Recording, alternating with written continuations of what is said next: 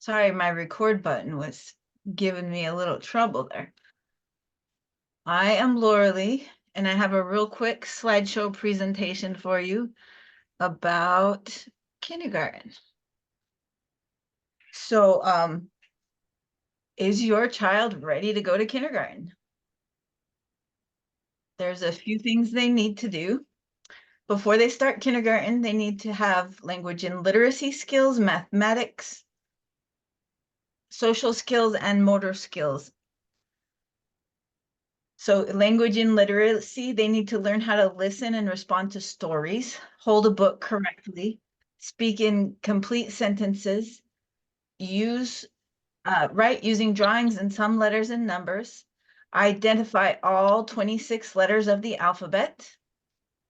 And how you can help is to model reading and writing, read aloud short, simple books, reread favorite stories, use magnetic letters, provide paper, pencils, crayons, sing songs, and help children listen for sounds. Mathematics skills that are needed. They need to be able to count to 20 and identify numbers up to 10. Name at least 4 basic shapes. Match a set number of objects to a numeral. And sort by color. How parents can help. Model math in daily life. Count everything. Sing counting songs, recite number rhymes, read books about numbers, sort and count household objects, sorting silverware. You wouldn't think it was a math skill, but having them put the forks where they belong and the spoons where they belong helps line up those neurons in the brain. Playing games, teach phone numbers and addresses. Now that one's pretty important. Social skills needed. They need to be able to express their wants and needs, follow directions, follow routines, manage their bathroom needs, control impulses, and take turns and share. How you can help at home is to model listening and speaking skills. Just have a conversation with them. Reinforce understanding of directions. Let them help do things and follow the right steps. Play games, again, following the rules. Just spend time together and set limits and give choices. Make sure you follow through with the rules. Motor skills that are needed. They need to be able to use a pencil, crayon, and scissors. Write their own name, put together puzzles, run, jump, hop, bounce, catch, kick, and throw a ball, walk in a straight line forward and backward. How parents can help. Allow your child to perform tasks on their own. Help to write their name, teach them body parts, allow them to play outside.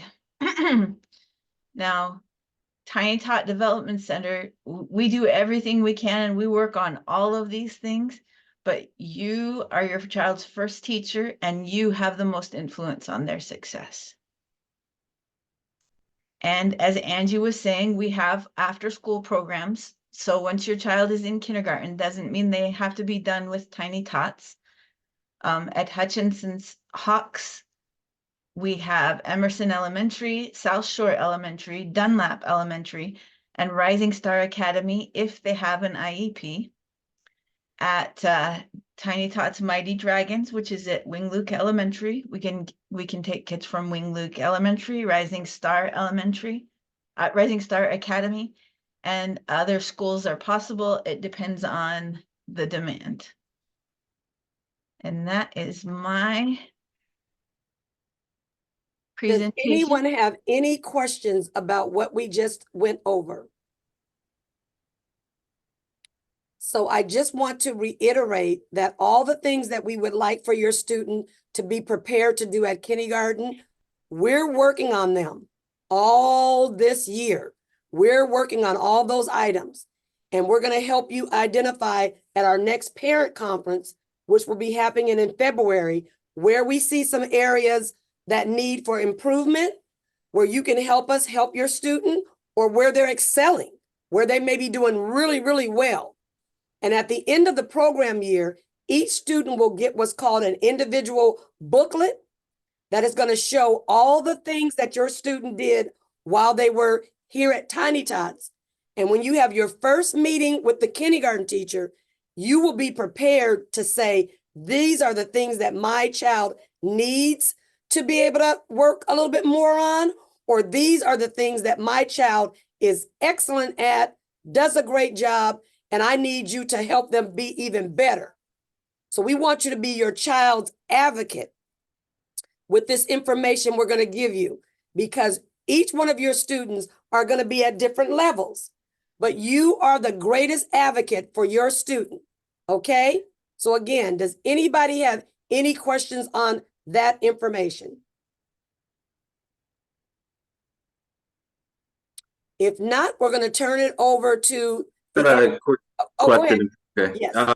For Wing Luke after school care, does that exist right now? I was informed that it did not exist. It existed before COVID, but it was not currently available. Okay, it did exist before COVID as preschool. We opened it up as an before and after school program this school year in September. And we were looking for 10 kids to start. Right now, I think we have 4 that are interested in it. And so we're trying to open it up as an after school program. Oh, the next couple of weeks or so, if we can get 5 kids, we said we would go ahead and open it up. And so we're trying to open it. It does not exist yet then. It does not. It does not Yeah.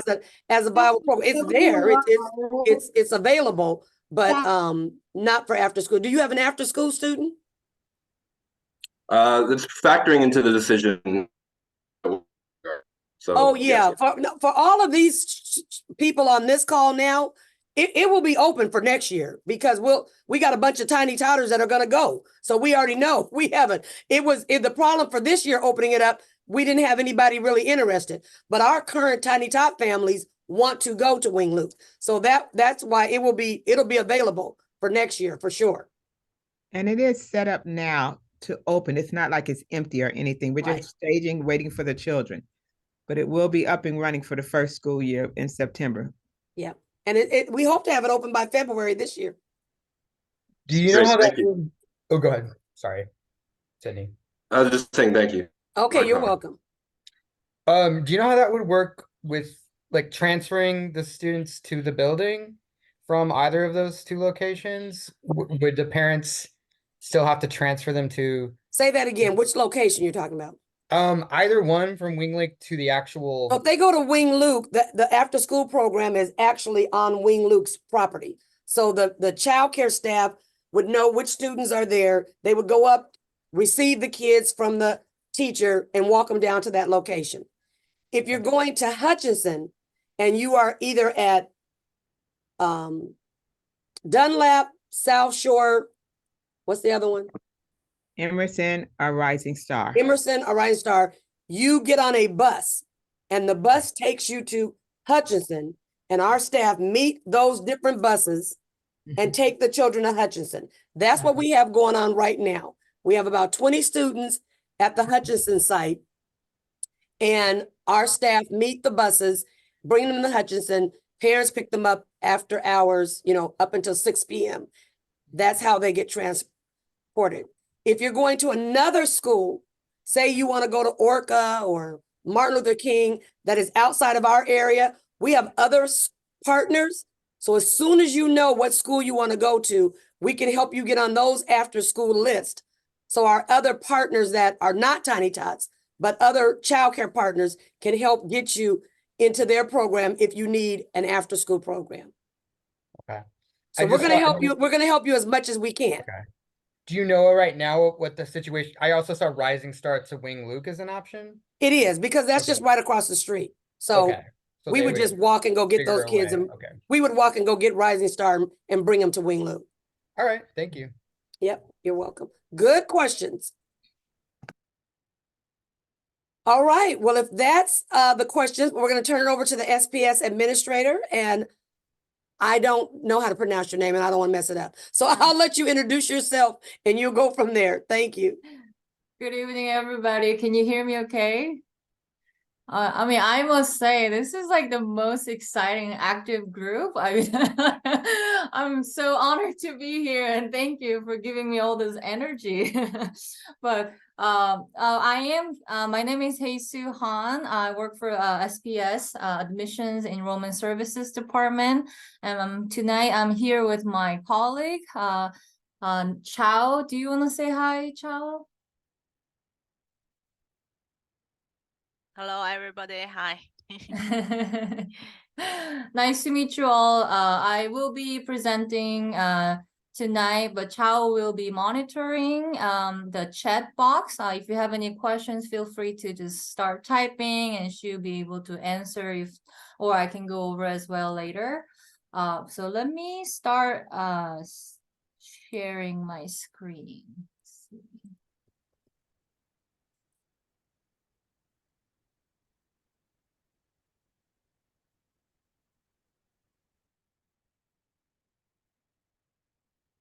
Can you see the screen okay? Cool. Okay. Sounds good. So just to start giving you a little bit of, perspective about the district. We are the largest school district in Washington State, and our district really tries to provide, high quality instruction, learning experiences. Our students are very diverse in background, and we have a culturally responsive staff and faculty. The district tries their best to make sure the environment is inclusive and equitable for all the operations they manage. You're welcome to visit, explore Seattle Public Schools website. But just to give you a little bit of, information about the enrollment in general, we have 104 schools here at Seattle Public Schools, about 50,000 students. And 41% of that are elementary school students, and additional 10% are K through 8 school students, and then the rest are the secondary students. This data is as of last October 2023, and we have about 7,000 full-time staff working for Seattle Public Schools. As I said, that our students coming from all different backgrounds, and even when we look at the countries itself, coming from 153 countries, speaking 130 languages. Our top 10 languages you can see is very diverse. When you look into Are the slides supposed to be moving? Because we're still on slide 1. Oh, I'm sorry. Oh, yes. Let's see.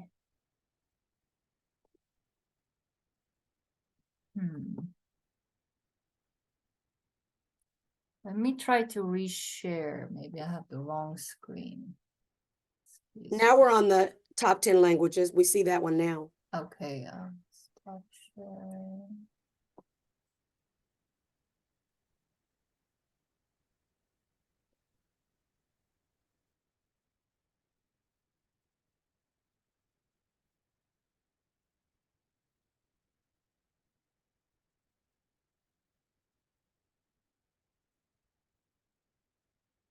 If I try.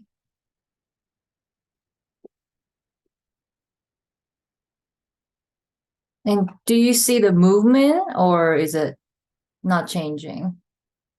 No, we see the movement now. Okay, great. Thank you. Yeah. Sorry about that. That's okay. Yeah. So we have 21% students coming from non-English speaking background who speak multilingual, who are receiving multilingual services. I can speak a little bit more about that going forward, but just kind of giving you that we have a diverse student background. And to serve those diverse students, our enrollment office, we have 11 of us who speak multi-languages. We speak English, Spanish, Italian, Vietnamese, Somali, Oromo, Amharic, Mandarin, Cantonese, Taishanese, Korean, Samoan, Arabic.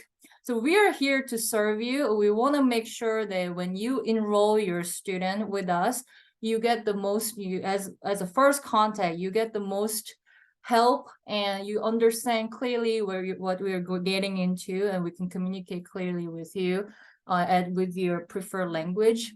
And of course, if these are not the language you speak, we can utilize our phone interpreting services, making sure the enrollment is seamless. So where are the students placed? The students here at Seattle Public Schools are assigned based on the student's living address. And everybody can have access already this address lookup tool. Hopefully if I click, you can see.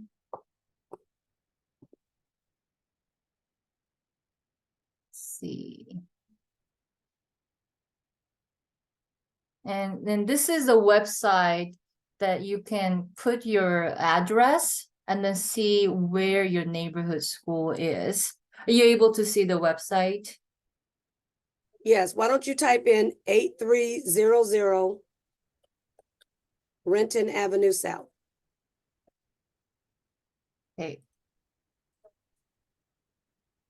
So when you put your address, and you will see on your right side where your attendance area school is, which is basically neighborhood school, that you have a guaranteed assignment at your neighborhood school.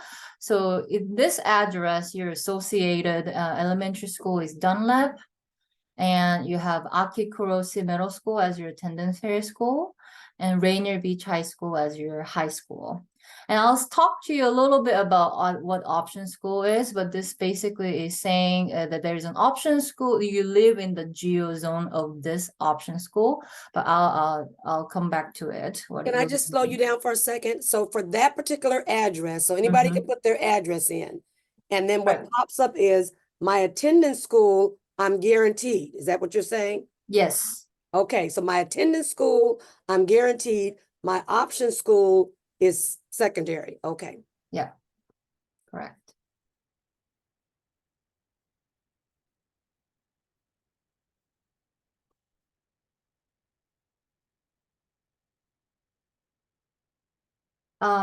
So I think Chow probably will be sharing that link on the chat, and you can kind of see where your attendance area school is by putting your address in.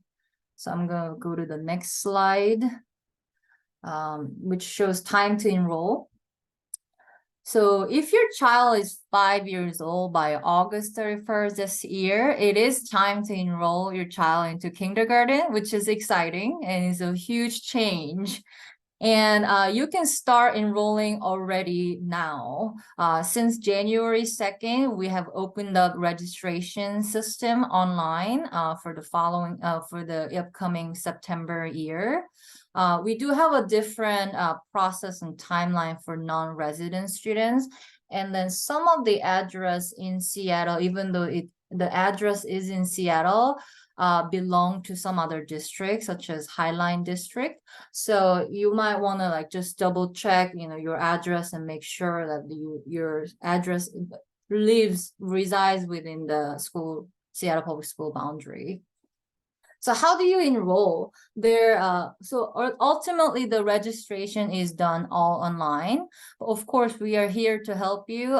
In-person registration, phone registration help, both are available. So what it means is, even though there's online registration, everything you can do at home. If you need an access to computer, or if you prefer to speak to someone while completing the form, you can come visit us. Our office is called John Stanford Center in Soto in Seattle. And it's near the Starbucks headquarters and Soto Station. We're open Monday through Friday, 9 a.m. to 5 p.m. for in-person assistance. We're also here with the phone services Monday through Friday, 9 a.m. to 4:30 if you have any questions. And we really try our best to answer phone calls and then be available for families in need. So there are a couple of required documents to enroll. Number one, so first fill out the online registration on this website, seattleschools.org/enroll. And you can answer, you will ask a lot of different questions, you know, the demographics, the names, you know, what school did they attend, or if, you know, applicable, things like that. And upload the parent guardian's photo ID, and submit 2 address verification documents that are recently issued last 2 months. There's some acceptable, usually the acceptable documentations are, you know, public utility bills, a mortgage statement, rental insurance, recent lease agreement, or court documents, benefit letters from the DSHS. So we can, if there are things that something, their living arrangement is unique, or you have questions, we can definitely work with you, answer your questions, and see what kind of documents we can use to verify your residency with us. And if you're experiencing homelessness, you may fill it out, but you may upload if applicable, but none of the documents are required. Immunization records and proof of student's age that is required for student entering kindergarten, 1st grade, or pre-K. This you can submit by submitting a birth certificate of a child or passport. And there are some other documents that may be necessary, but these are the main documents of standard enrollment. And if there's some certain thing like, you know, needs the living arrangement is a little different, or students receiving special education services or some sort, and then we may have additional documents that we need. We ask you to fill it out. So what is benefit of enrolling early versus waiting until August? Well, I think the most benefit, number one, really is to kind of start preparing for your child. You know where they're going. You can kind of figure things out. All the, you know, you guys mentioned about, you know, before after school care. You can start planning for that, and there maybe some opportunities for you to go talk to school staff or visit, if there is any.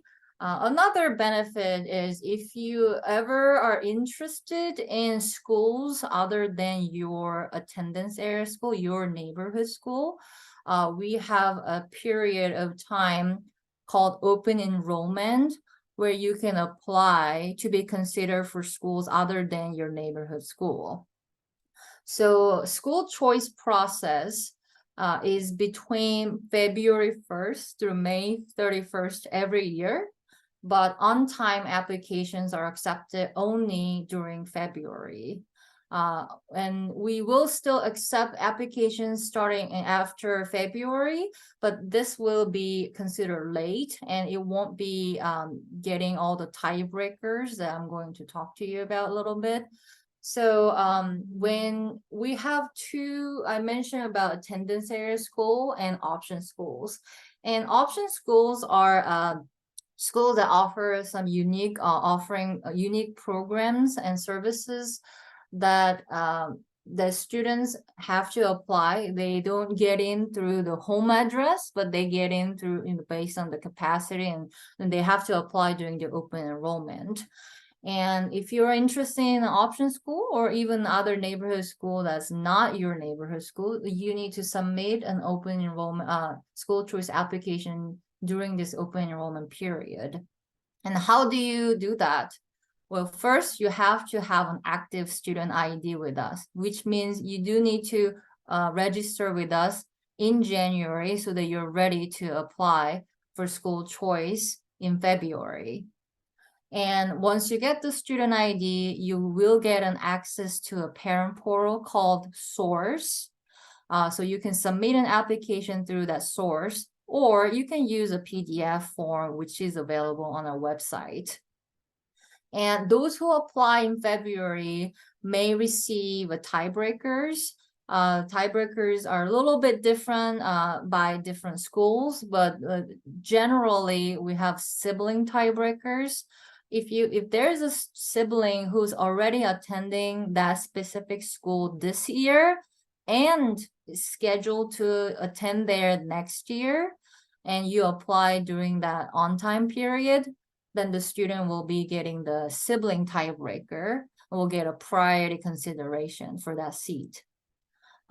If you're applying for an option school and you live in the geo zone of that option school, like we looked at it just a few minutes ago when we looked at the address Angelia gave, that had a South Shore, is South Shore as an option school. When it shows an option school in the web page, it means that you live in the geo zone. So then if you apply on time, you'll get a geo zone tiebreaker. So that would be another priority consideration that you will get after all the sibling tiebreakers are considered.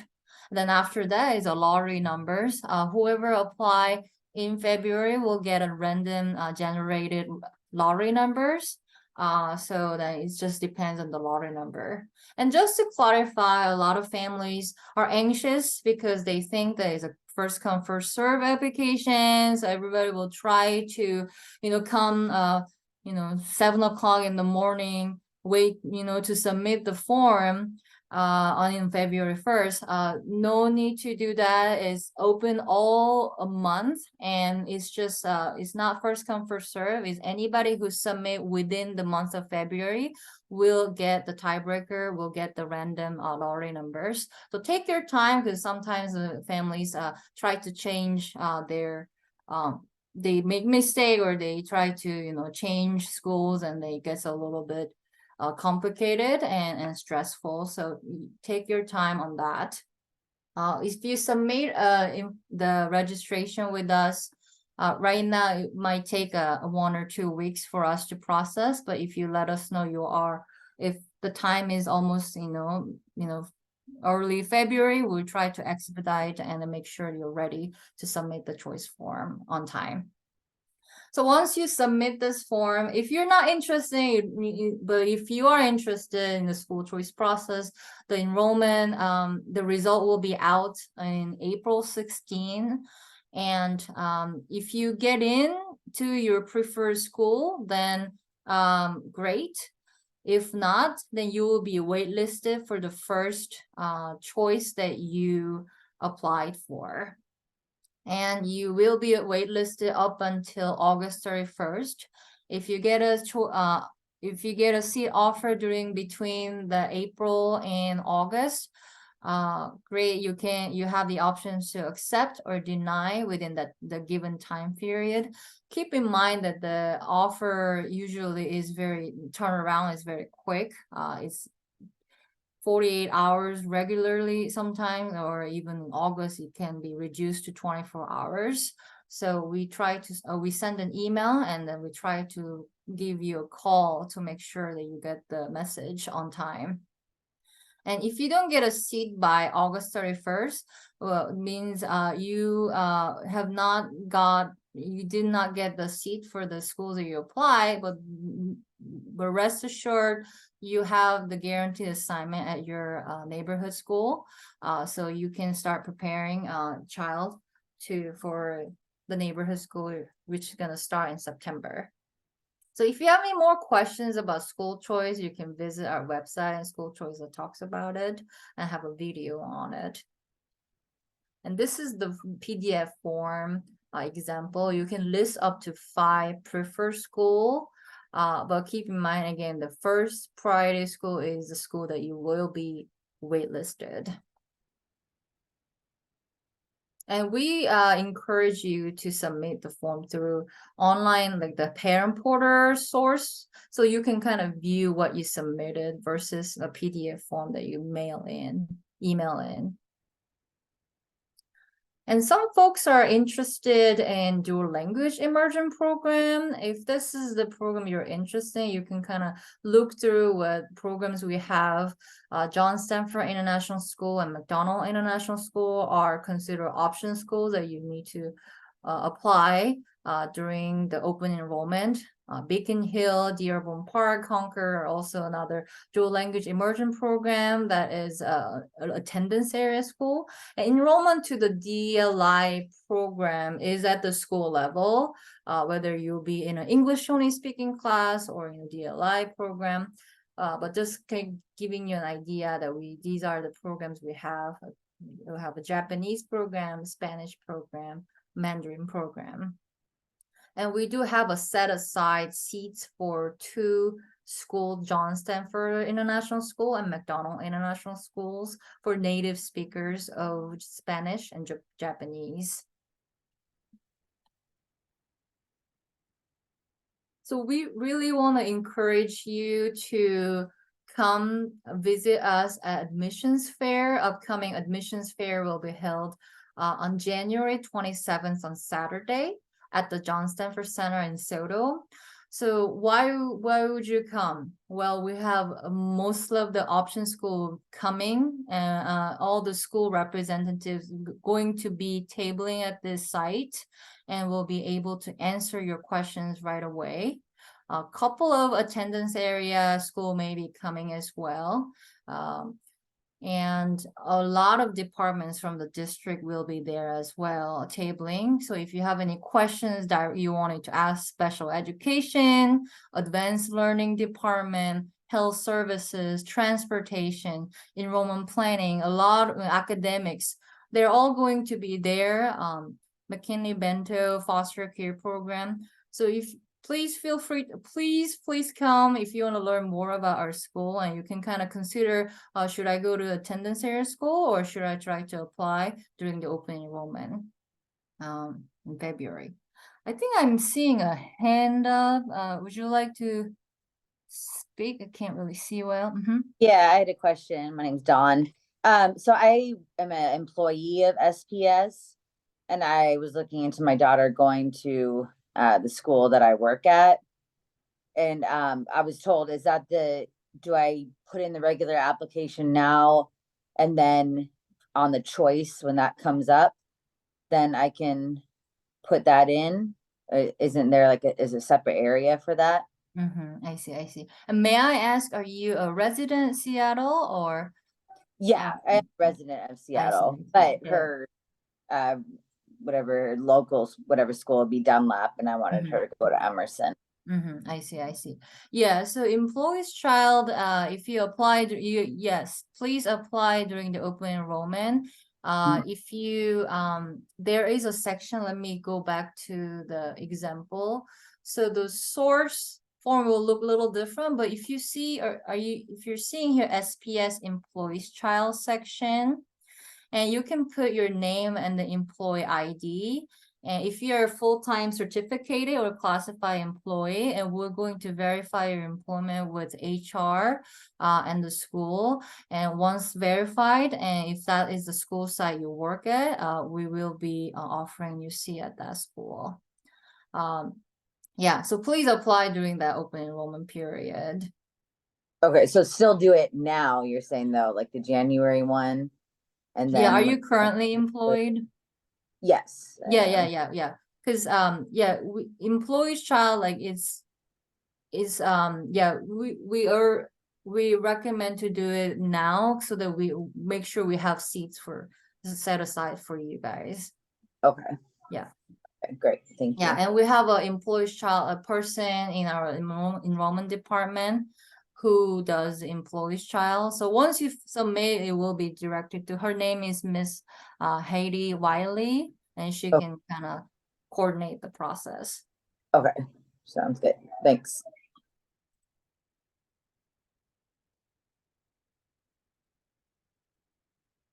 And we have different enrollment type of students. Let me see. Yeah, and if some of the questions I get are from families about like early entrance to kindergarten. So if you are 5 years old by August 31st, it's time to enroll as kindergarten. But if the child is not quite 5, and let's say like it falls between September 1st to October 31st, there is a possibility that you can test. You can be a screen for early entrance option through advanced learning department. And I have brought a little bit of a small slide. The application opens March 1st, and there's some fees. And once the child gets evaluated and is eligible to try this, the student will be admitted to Seattle Public School as a kindergartner, and will go through a 4-week trial period at the school with the principal. And after 4 weeks of trial, the school and the parents will meet and then talk about whether the student is ready to continue or recommend to reapply next year. This is good information. I will keep this. All these families on this Zoom are kindergarten eligible, but I'll keep this for our other families who, and you're absolutely right, they always ask that question. Sounds good. Yeah. Yeah, and we have like I touched upon a little bit, but non-resident students application period is between June through August.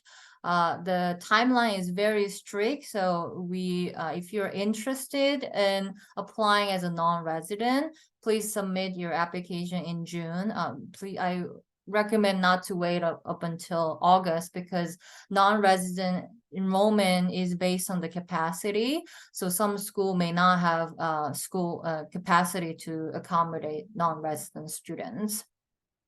We have different enrollment types also. I'm not sure if anybody's really interested, but if your students going to be applying for athletics only programs or part-time enrollment, or applying this international students, these are usually for students who will be on exchange visa, so that's a little bit different. But I'm just kind of giving you a little bit of the idea that there are all sorts of enrollment perspectives, that if anything is unique, please contact us and we can kind of like hear your situation and see what would be the right process and right documentation we need to move forward.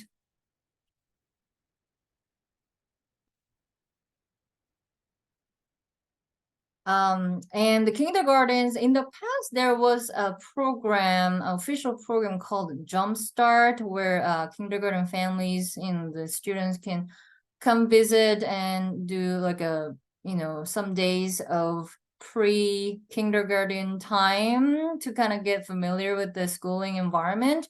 But at the moment, last year, that program, was on pause but for the district to really prioritize some of the resources. So we have not heard any announcement about that. But what happened last year was some schools have their own version where they invited still their kindergartners to come one day and they kind of get to know the teachers or what the school buildings. So we urge you, once you get the school assignment, and contact the school and see what they're actually planning on.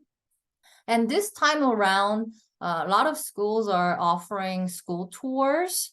So right now we don't have like a website where the district is looking into putting all on a website for the information about school tours for each school. But at the moment, it's being worked on. So if you're interested in a particular school, please contact the school directly, and then they may be planning tours sometimes very soon.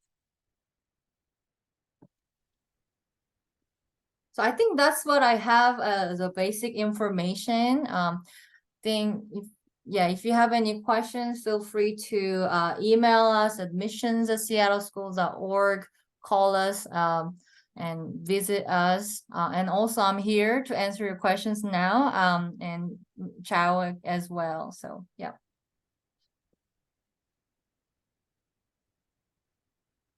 Well, I want to thank you so much. Were there any questions from our families on this presentation? I think you did a really good job. I know that address finder is going to be fun tonight. Everybody's going to be typing in their address to see what is your automatic school versus if you want to have a choice school or an option school. So that's the homework, families, that you need to do tonight, is to see, you know, what is your school? You can want the utility thing. Angel, can you mute? Thanks. So, that's your homework tonight, families, is to see what is your neighborhood school or area school, and then, or your option school. And you need to begin to do that work. We can help you also. We'll help connect you to the district. But we want to get on this right away, because what really hurts your feelings is if you all wait till May, June, July, August, and then you're mad because you can't get into a school. So start now, and you begin to know where you're at, so you can know ahead of schedule. Yeah, that's great, because we had a couple of families who thought this is my school, and then last minute in August they apply, and oh shoot, that's not the school I thought. So they had to change everything around. So please apply early so we can get you started. And I think let me see. I just wanted to mention also a couple of things. So yes, as a new student, you have a guaranteed assignment at your neighborhood school. However, I do want to remind people that if you opted out from your neighborhood school by other processes, like, oh, I applied for open enrollment, got into this school, I'm not going to attendance area school, and later changes your mind, depending on the timeline, some period of time you have a guaranteed return. There's some period of time you don't have a guaranteed return to your attendance area school. The big point is after the school started, because usually beginning of each school year, the staffing budget, every capacity is set at the beginning of the year based on the enrollment count.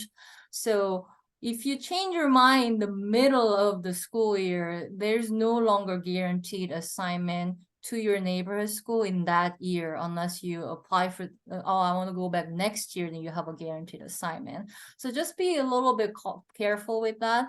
But since the choice assignment, the school choice results are available in April, and you decide, you know what, I looked through all the options after school care, or I talked to the teacher, I looked at the transportation options, and you know what, this is not going to work for us. We want to go back to attendance area school.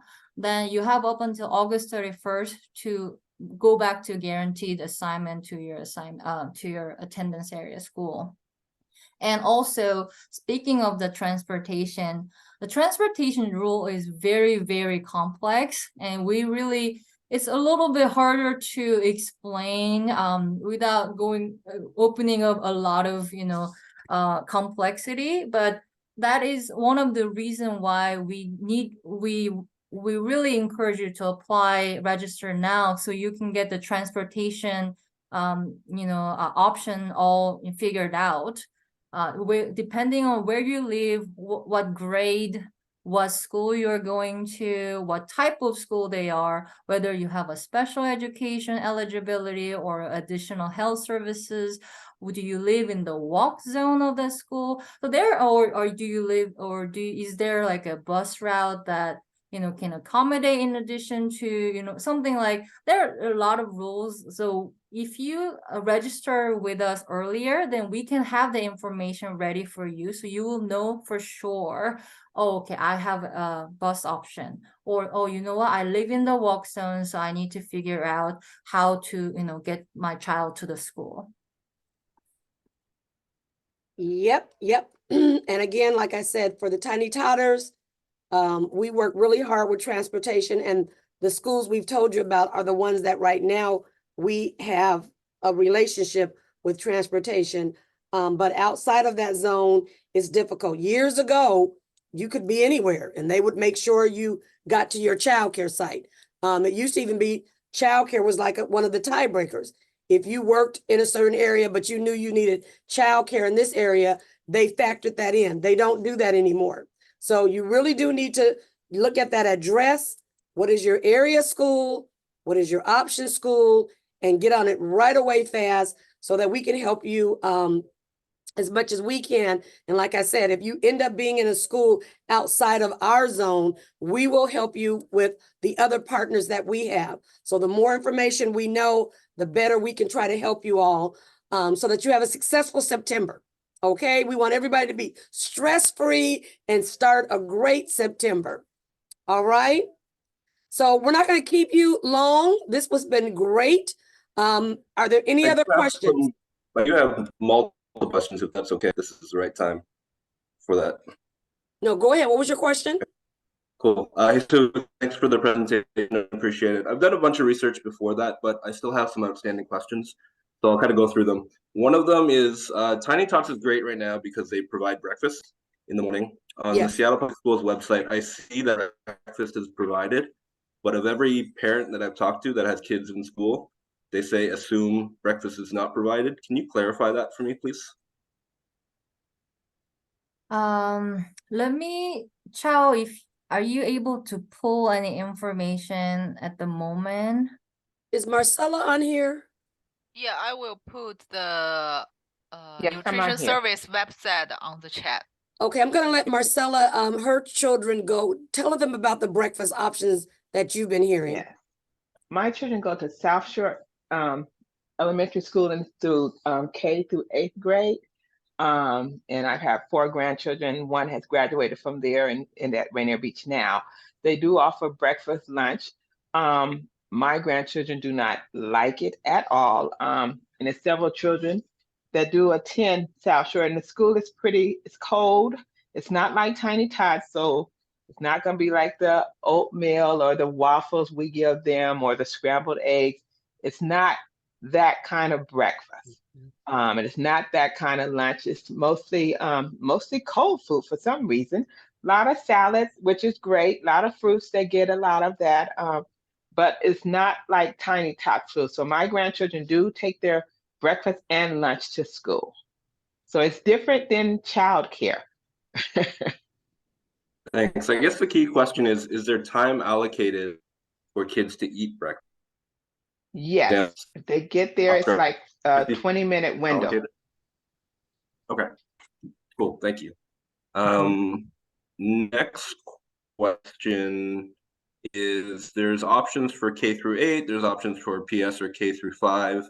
I'm just curious to know if there's any perspective, Jesus, that you can share, and also if there's any studies or research that you can point to that show the pros and cons of the various options. Yeah, I'm not sure if I'm the right person to really talk about it. I definitely think you would benefit a lot if you can come visit us at the admissions fair, because all those K through 8 schools will be there to give you kind of a little bit perspectives. I know a lot of parents have different reasons that they send their child. A lot being like, they want to keep siblings together. Those are like really the major point. But in terms of academics, that's something that I feel like it's better if you can talk to our academics department or the schools. And I will leave you the contact information. But if you can definitely come visit us at admissions fair, you'll definitely get a better answer. At the same time, I also if there's similar. like some of the option school have their own uniqueness. They put it not only on their website also, but we also have some resources, like each school, they kind of talk about in a paragraph what they make each option school unique. And we can actually send that information to you guys, and maybe you guys can distribute. Oh, that's that. great. If Yeah. you send it to me, I'll distribute it out. Okay, yeah. And also, if you get down to questions with schools that you're curious about, we have different parents that have attended those schools. I could link you up with some people to, let you talk to some parents who've attended. If you narrow it down to a couple schools, let me know. Okay. Yep, you're welcome. My next question, I think, was similar, but probably admissions fair is going to be maybe the best option for that. But it was going to be around 7:55 a.m. start time versus 8:55 a.m. start time. If there was perspectives to share about pros and cons, and if there's any research or studies that you can link to as well. Yeah, we'll have But to. I think, again, admissions fair might be the right place. Yeah, we'll have an operations department as well as academic department who can kind of, walk you through a little bit. And then each school has a little bit different timeline. So yeah. Thank you. And last question from my side is choice school. If we go through the process and we get accepted to a choice school this year, do we have to go through the whole process again for like subsequent years and hope that we get in again, or Good are we question. sort of in? Yeah, that's a good question. So if you get into a school, you can stay at that school until the highest grade. So if you get into the K through 5, K through 8, let's say, then you can continue to rise up until the 5th grade. And then when the 6th grade comes, you are automatically going to middle school, but you do have an option to remain because that's your current school, and we still offer you up until the highest grade. The only exception is for really the non-resident students. If you are non-resident, there are a couple of steps that timeline you have to follow in order to continue at the same school. And if you withdraw at any time, then you do not have a guaranteed return to that choice school. It's all based on standard timeline and the capacity at the time.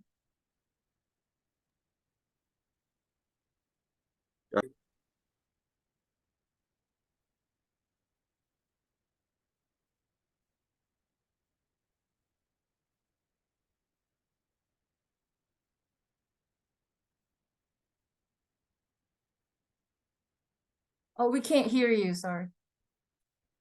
I said, we're here as well to answer your questions. So as you families think about what you've heard, come up with some other questions. We can forward those questions to the district if we can't answer it and try to get you an answer. You can go to the admission fair. I would suggest that for everybody. And that's why we're so excited that you guys came on. Thank you, SPS, for coming on. I want to get you guys on here early so they could get you guys prepared and know about the fair. I didn't want to just send you to the fair. I wanted you to have somebody be able to kind of answer some of your questions. So I'm so thankful that you did that. And again, we're going to this was taped. We'll put, if you missed something, it'll be up on Tiny Tots website. You can go back and listen to it again and watch her presentation, get all the information we can. We want everybody to be as comfortable as possible because September is right around the corner. And remember, we want you to register all this month. Start right now. We want you already registered before that February 1st. Okay? So we're all minds clear? Yay! Thank you all. Good night. And I've been sitting here. People are sending me pictures. It's snow out there. Oh my goodness. So let your kids enjoy the snow. Let them see the snow. It's fun to go out into the nighttime snow. Thank you. We'll Thanks for see you having tomorrow. us. Yeah. We'll see you tomorrow. I think the Bye. roads will be fine. We'll be open. Thank you. All right. Bye-bye. Bye-bye. Bye-bye, you guys. See you tomorrow. See you tomorrow. What do we got coming up next? Oh, I forgot to talk about DJ Joey. But